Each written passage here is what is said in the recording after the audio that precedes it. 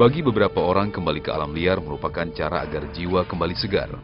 Namun bukan tanpa bekal untuk melakukan itu semua.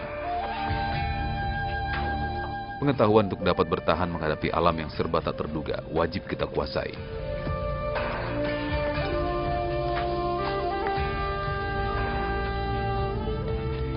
Indonesia memiliki beberapa gunung dengan ketinggian 3.000 meter di atas permukaan laut. Sekarang saya berada di ketinggian 1.700 dan akan turun mencari tahu apa saja yang bisa saya manfaatkan. Tidak tinggi memang, walau demikian keanekaragaman hutan hujan tidak dapat dipungkiri ragamnya. Tidak hanya di atap hutan saja yang rata tertutup dedaunan. Dasar hutan kalah lebat oleh semak dan tumbuhan rambat. Bibi hutan.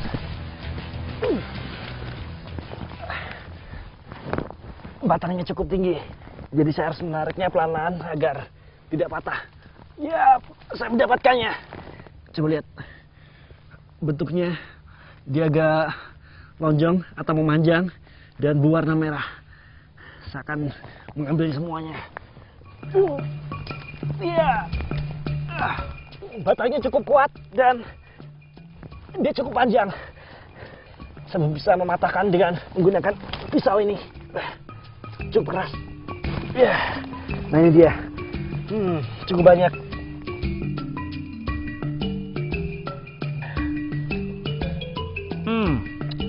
Ya, saya menyukai ini. Rasanya cukup asam. Kandungan airnya cukup banyak.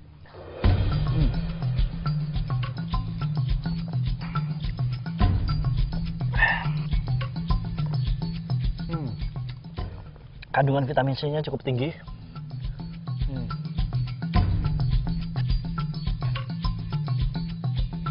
Dan buah ini sudah cukup matang. Dia berwarna merah dan rasanya ada sedikit manisnya. Ini bagian bijinya dia berwarna agak terang, berwarna agak krem atau keputih-keputihan. Dan ini cukup keras. Ini tidak bisa dimakan bagian bijinya. Ini sudah tua dan ini yang masih muda. Dia agak sedikit kekuning-kuningan.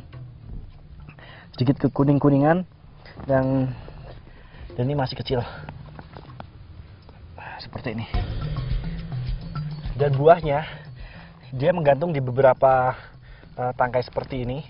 Dia bergerombol dan memiliki daun yang kecil-kecil. Kecil-kecil berwarna agak kuning-kuningan. Biasanya dia terdapat di lereng-lereng gunung seperti ini. Dan kita bisa mendapatkan cukup banyak air dari buah ini. Ya, cukup nikmat. Bisa diperhatikan di sana. Batangnya bercabang. Dia merambat di antara beberapa batang-batang pohon yang lainnya. Jadi dia hidup menopang. Itu bagian pohonnya.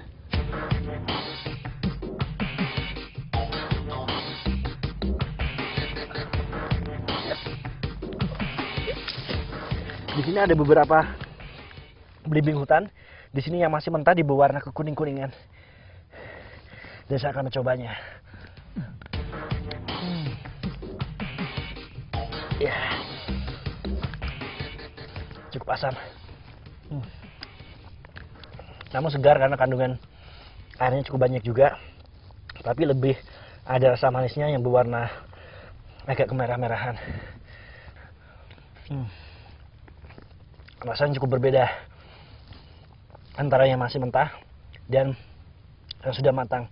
Yang masih mentah dia ada sedikit rasa sepatnya, namun yang sudah matang dia lunak dan rasanya ada manisnya. Saya harus mengumpulkan banyak untuk perbegaan jalan nanti.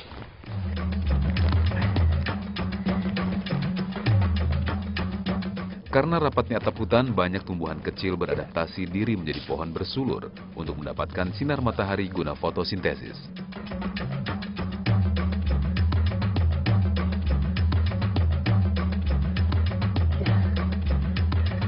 Wow, cukup banyak.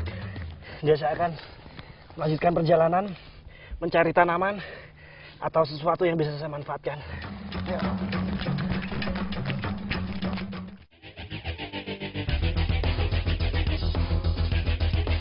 Suara serangga di atas pohon selalu menemani perjalanan kali ini. Tapi sebagian satwa beraktivitas di siang hari, beberapa di antaranya sedang menikmati tidurnya.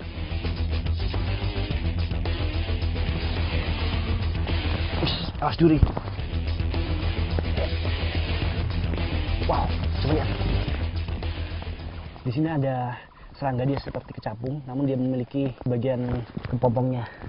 Di atas ini dia berwarna transparan dan bagian larvanya dia berwarna cerah. Dia sedang tertidur, jadi saya harus pelan-pelan, nggak boleh mengganggunya. Karena apabila merasa terancam, dia akan langsung terbang. Jumlah kakinya dia terlihat ada 6 buah. Ukurannya dia cukup kecil, kurang lebih sekitar 3 cm dan lebarnya kurang lebih 1 cm. Dia memiliki sayap yang berwarna transparan dan warna bagian bawahnya dia berwarna merah cerah atau seperti merah darah.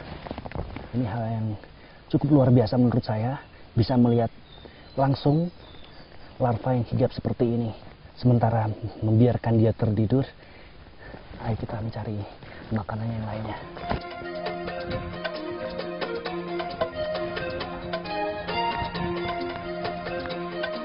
Hewan ini di daerah beriklim sedang hingga tropis, secara fisik satwa ini sangat mudah dikenali di antara serangga lainnya.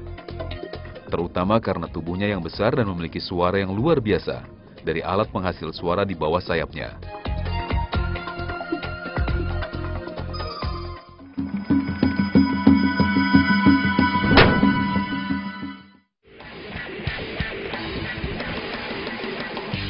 Selain melimpahkan buah-buahan, hutan tropis banyak dihuni satwa. Mulai dari yang boreal atau hidup menapak di tanah, atau aboreal atau yang tidak menapak di tanah. Salah satunya keluarga burung atau aves.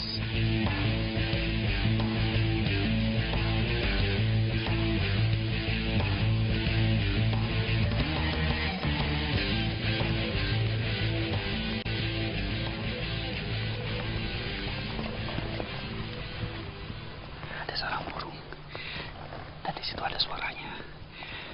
Saya rasa di dalamnya ada burungnya. Pelan-pelan.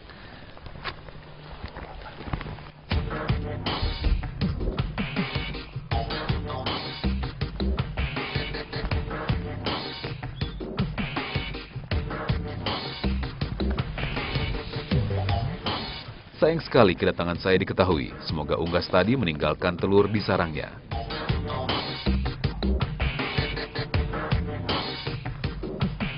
Wah, burungnya sudah terbang karena tadi saya cukup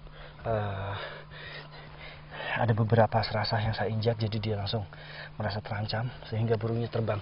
Namun di dalam sini ada beberapa telurnya. Ayo kita lihat. Yap. Dia di batang satu ini. Saya akan menurunkannya pelan-pelan dan kita bisa melihat bagian. Wow. Di sini ada telurnya. Bisa lihat? Saya akan coba mengambilnya. Ini dia, saya harus pelan-pelan. Wow. Wah. Telurnya cukup unik. Dia berwarna sedikit kecoklat-coklatan dan ukurannya cukup kecil. Ukurannya tidak jauh dari jari kelingking saya. Dia cukup kecil dan kurang lebih lebarnya sekitar 1 cm dan memiliki panjang 1,5 cm. Biasanya telur yang saya temukan dia berwarna putih cerah, namun ini berbeda. Saya nggak tahu ini jenis burungnya apa karena tadi sudah terbang ketika saya mendekatinya. Dan ini merupakan sumber protein di dalam hutan.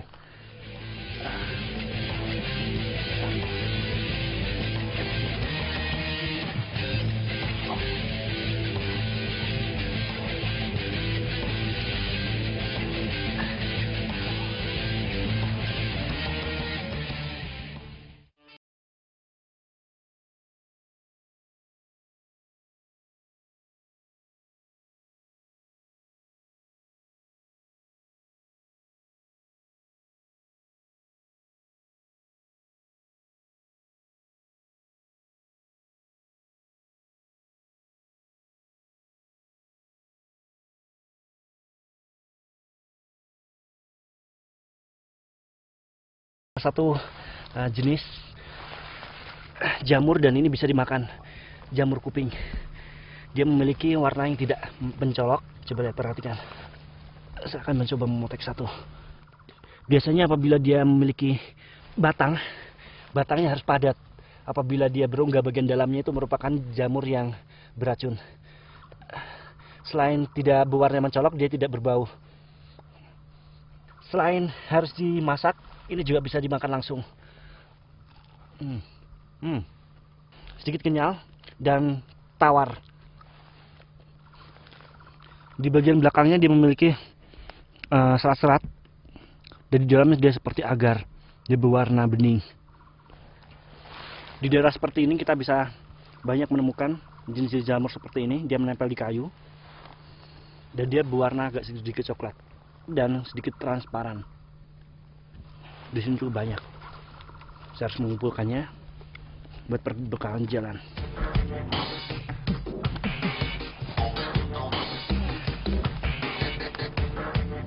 Ini dia. Memang di hutan ada beberapa jenis jamur. Nah, ini salah satu indikatornya. Dia diselimuti atau dirubungi dengan beberapa jenis serangga. Di sini cukup terlihat ada beberapa serangga yang mengerubunginya. Dan ini salah satu indikator kalau jamur ini bisa dimakan. Karena biasanya kalau jenis-jenis jamur yang berbau atau yang beracun, dia jarang dikerumunin oleh serangga-serangga yang cukup kecil seperti ini. Di sini ada serangga juga. Ya, coba perhatikan. Wih, serangganya lari. Nah, ini serangganya.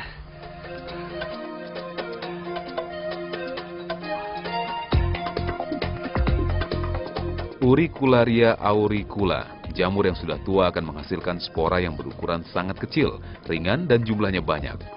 Apabila spora tersebut jatuh pada kondisi dan tempat yang sesuai dengan persyaratan hidupnya, misalnya di kayu mati, maka spora tersebut akan tumbuh membesar. Masa pertumbuhannya hanya memerlukan waktu kurang lebih 3-5 hari. Jamur ini cukup banyak mengandung protein dan tentunya serat. Ini cukup bagus buat pencernakan. Saya akan membawanya dan mencari tanaman-tanaman yang ada di sini yang bisa saya makan. Ayo.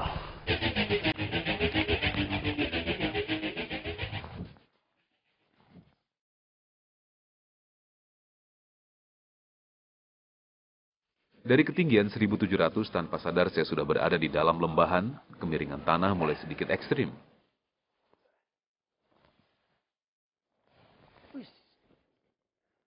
Wow. Medan di sini cukup terjal dan cukup sedikit pegangan. Wow.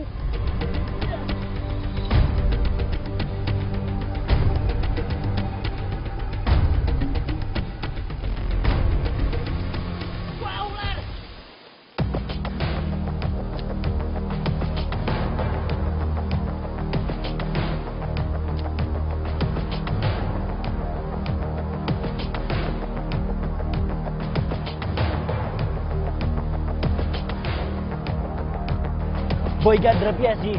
Dia memiliki corak seperti Axodrosoma dan dia memiliki corak yang sedikit gelap. Coba lihat. Ini merupakan ular berbisa menengah dan yang berukuran kecil. Dia kerabat dekat dengan Boiga multimaculata. Memiliki ukuran kecil dan memiliki ekor jenis prehensil.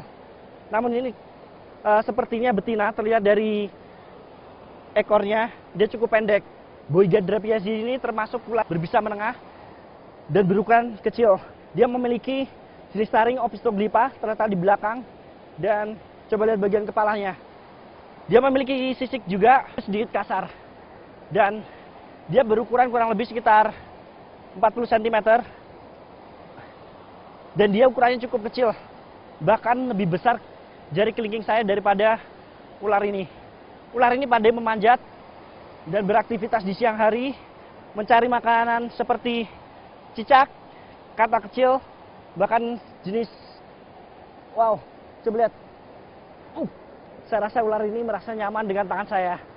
Dengan ekornya, dia membelit agar dia tidak terjatuh ketika memangsa atau menggigit mangsanya. Di Indonesia kita bisa menemukan ular seperti ini di hutan-hutan dekat sungai, namun ini sudah mulai jarang ditemukan.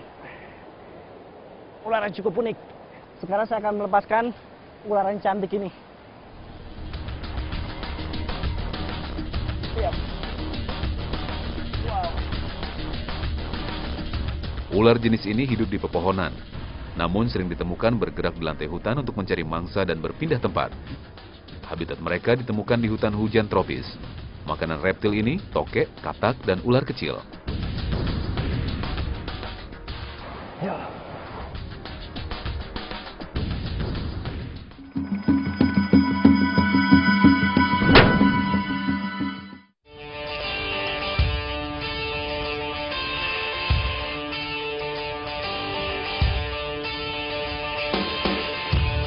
Dalam setiap cerukan besar biasanya akan kita temukan aliran air, besar atau kecilnya air tergantung pada musim hujan atau kemarau. Ada buah. Buah ini masih satu family sama jenis buah guni. Dan ini dia.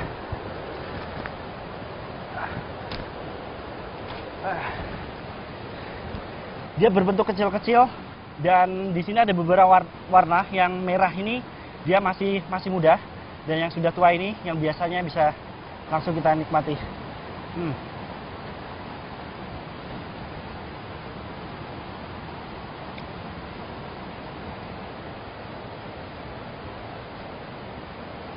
Ya, kandungan airnya cukup banyak dan rasanya sedikit asam.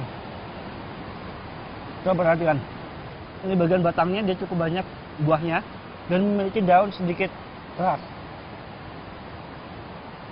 Daunnya termasuk lebar, dia kisaran panjangnya 10 cm dan lebarnya sekitar 5 cm. Di sini cukup terlihat seratnya.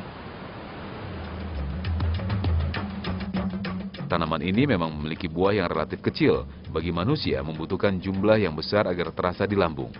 Namun untuk bangsa burung, buah ini menjadi salah satu makanan favorit jika musimnya tiba. Dan memiliki pohon yang tidak cukup tinggi. Di sini dia seperti bercabang. Iya. Saya akan mencari beberapa buah-buahan yang ada di sini untuk bekal di perjalanan. Ayo.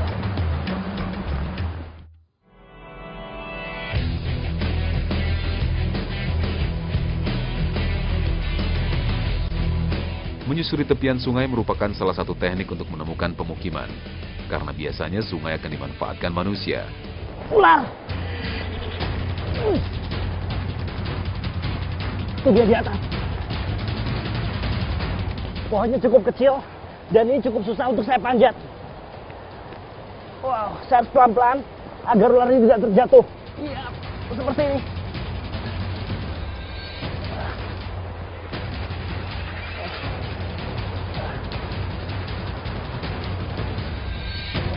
Saya mendapatkannya. Coba lihat. Ekornya cukup kuat. Dia memiliki ekor prehensil. Dia selalu melingkar di bagian ranting-ranting seperti untuk menahan badannya agar tidak terlepas. Coba lihat. Ekornya cukup kuat. Wow, dia menggigit. Coba lihat. Dia menggigit jaket saya dan terasa sampai dalam. Dia merasa terancam dan melakukan perlawanan. Saya mendapatkannya. Wow. Ular yang menakjubkan. Coba lihat. Ular ini nampak kecil namun agresif. Ular Boiga multimaculata. Dia memiliki corak seperti ular piton morlus atau Daboia russelli sublimitus. Dan dia merupakan ular berbisa menengah dan memiliki taring jenisnya Ophistoglypha, terletak di belakang dan melipat ke belakang. Ini jenis ular pohon dengan ukuran yang cukup kecil dan beraktivitas di siang hari. Ular ini menyukai beberapa jenis cicak dan kadal kecil. Ukuran maksimalnya hanya 1 meter lebih sedikit. Dan ini termasuk ular yang berukuran kecil. Pada bagian bawahnya dia agak terlihat berwarna putih dan bagian atasnya dia bercorak kotak-kotak berwarna kecoklat-coklatan. Ular ini berbisa menengah dan tidak berbahaya bagi manusia. Efek gigitannya biasanya hanya gatal-gatal dan bengkak sedikit. Ini tidak mematikan. Sekarang saya akan melepaskan ular ini, membiarkannya dia bertelur dan berkembang biak.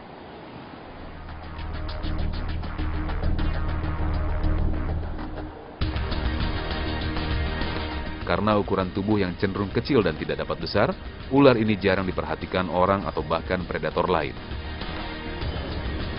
Namun karena itu pula, ular ini dapat bertahan dari kepunahan.